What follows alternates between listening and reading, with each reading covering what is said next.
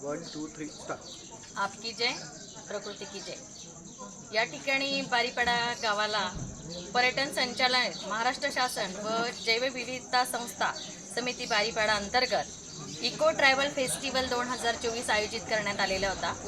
या फेस्टिवलच्या आयोजनाअर्थात 3 दिवसीय कार्यक्रम या ठिकाणी आयोजित करण्यात आलेला आहे। आज जो पहिला दिवस होता कार्यक्रमाचा उद्घाटनाचा आणि त्याचबरोबर पारंपरिक नृत्य स्पर्धेचा हा कार्यक्रम होता। उद्या भरड प्रदर्शन आणि अन्नधान्य प्रदर्शन आहे आणि परवाच्या दिवशी जे आहे तर वनभाजी महोत्सव आहे की जो पूर्ण जागतिक दर्जावर नव्हे आपल्या भारत देशामध्ये सुद्धा ज्याचं नाव झालेलं आहे असा वनभाज्या महोत्सव जो आहे त्या सगळ्यांनी त्याच्यासाठी यावं असं मी सगळ्यांना आव्हान करते। उद्या आणि परवा सुद्धा उपस्थिती द्यावी। या ठिकाणी आज जो लोकनृत्य स्पर्धेचा कार्यक्रम होता तर कुठेतरी संस्कृती नुसती आदिवासी लोक संस्कृती नाही तर संपूर्ण भारतीय संस्कृतीचा कुठेतरी ऱ्हास होताना दिसतो आहे।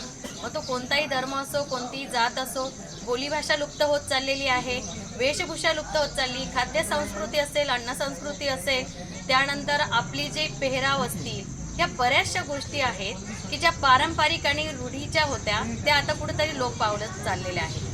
आणि त्याच्यासाठी हा कार्यक्रम जो आहे इको ट्रायबल टुरिझमकडून आयोजित करण्यात आलेला आहे, खरोखर कौतुकास्पद आहे। आणि चैत्रामदादा पवार आणि तसेच इथले प्रथम नागरिक अनिलदादा यांनी जे सरपंच आहेत त्या गावचे आणि गावकरी यांनी सर्वांनी मिळून हा सुंदर असा उपक्रम चालू केलेला आहे। आणि कानाकोपऱ्यात बारीपाडा गावाचं नाव गेलंच आहे, परंतु असा कार्यक्रम फक्त बारीपाड्यापुरता मर्यादित न राहता संपूर्ण जेवढी पण गावं आहेत, आपण म्हणतो की गावकरी ते राव काय करी, आणि प्रत्येक गोष्टीची सुरुवात जी आहे गांधीजी नेहमी म्हणत की खेड्याकडे चला, कारण खेड्यामध्येच ही संस्कृती जतन संवर्धन होत आहे। परंतु आज खरोखर सांगताना आनंद होतो आहे, ज्यावेळेस आम्ही पारंपरिक नृत्य स्पर्धा बघितली तर त्यावेळेस बालक पण होते, लहान लेकरं होते, युवा होते, प्रौढ होते, वयोवृद्ध होते, जवळपास 4 पिढी एकत्रपणे ह्या नृत्य सादर करत होत्या आणि त्यांचा जो वारसा आणि आरसा जपण्याचं काम अशा प्रकारचे महोत्सव करत असतात। आणि अशा प्रकारचे महोत्सव संपूर्ण भारत देशामध्ये झाले पाहिजे, महाराष्ट्रामध्ये झाले पाहिजे आणि याच्यातून खाद्य संस्कृती असेल, हस्तकला असेल, एक व्यवसाय म्हणून सुद्धा या ठिकाणी बघितलं जाऊ शकतं। कारण ही लोकसंस्कृती ज्यावेळेस लोकनृत्य जे आहे आपण ज्यावेळेस प्रदर्शनी असतात, मोठे मोठे कार्यक्रम असतात, विविध झाकी असतात, 26 जानेवारीचा कार्यक्रम असेल किंवा इतर ठिकाणी विविध महोत्सव असतात, तर त्या ठिकाणी हे आपण लोकनृत्य प्रदर्शित करू शकतो आणि त्यांना एक रोजगार म्हणून सुद्धा देऊ शकतो।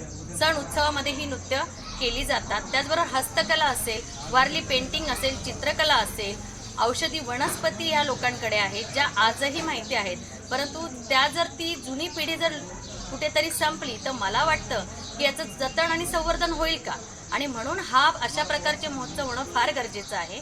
आणि असे महोत्सव या ठिकाणी घेतले जात आहे, केले जात आहे, ही खरंच कौतुकास्पद गोष्ट आहे।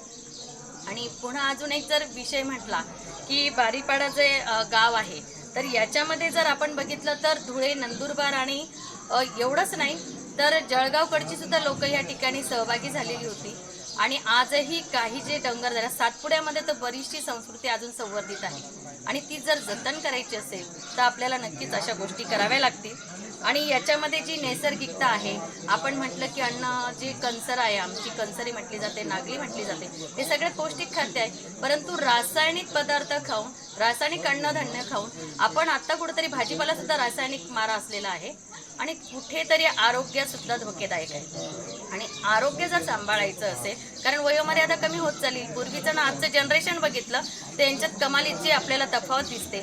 आणि मला वाटतं की जास्तीत जास्त सोशल मीडियाची जी साधनं आहेत या ठिकाणी जसं नीरज आहे अशासारखे विद्यार्थी, नीरज पवार, की ज्यांनी याच्यात इंटरेस्ट घेतला पाहिजे, कारण हे जतन संवर्धन जुन्या लोकांनी करून ठेवलंय, त्याचा आरसा वारसा चालवायचा असेल त्या नवीन पिढीला चालवायचा आहे, तर युवांनी जास्त सहभागी झालं पाहिजे। शाळांमधून सुद्धा अशा प्रकारची प्रदर्शनी झाली पाहिजे तालुक्यावर, जिल्ह्यावर। आणि माझं म्हणणं आहे की आदिवासी प्रकल्प जे आहे तर आदिवासी विकासकडून हे कार्यक्रम होत असतात, निधी मिळत असतो, परंतु त्याचा फायदा पुरेपूर मला वाटतं बारीपाडा गाव जे आहे, प्रमोद पाटील साहेबांनी सांगितलं तर त्याचा पुरेपूर फायदा बारीपाडा गावाने 100% घेतलेला आहे। आणि आज मला आनंद वाटतो की या बारीपाडा गावाचं जी लोकसंस्कृती, लोकपरंपरा, लोकनृत्य स्पर्धा होती याच्यामध्ये मला परीक्षक म्हणून या ठिकाणी आमंत्रित केलं होतं चैत्रमदादा पवार यांनी आणि त्यांच्या संपूर्ण समितीने, गावकऱ्यांनी आणि त्याचबरोबर इको ट्राईब टुरिझमने. तर त्यांचे खूप खूप धन्यवाद. आणि अशा प्रकारचे कार्यक्रम बारीपाडा पुरता मर्यादित न राहता खेडोपाडी झाले पाहिजे असं मी आव्हान करेन या कार्यक्रमाच्या निमित्ताने. आणि पुढचे जे 2 दिवसीय कार्यक्रम आहेत त्यांना शुभेच्छा. आम्ही उपस्थित राहणार आहोत आणि अपेक्षा करतो की तुम्हीही उपस्थित राहाल. ज्यांना यावर्षी उपस्थित राहता आला नाही तर मोठ्या संख्येने पुढच्या वर्षी आपण येणार आहात अशी मी अपेक्षा बाळगते. आणि हा लढा कोणाचा आहे? संस्कृतीचा, संवर्धनाचा, जल जंगल जमीन संवर्धनाचा आणि आपल्या लोकपरंपरा कायमस्वरूपी आपला हा वारसा जपण्याचा हा आपला एक लढा आहे. याच्यात सगळ्यांनी सामील व्हावं असं या दिवशी मी सांगते. जय आदिवासी, आपकी जय, जय जोहार.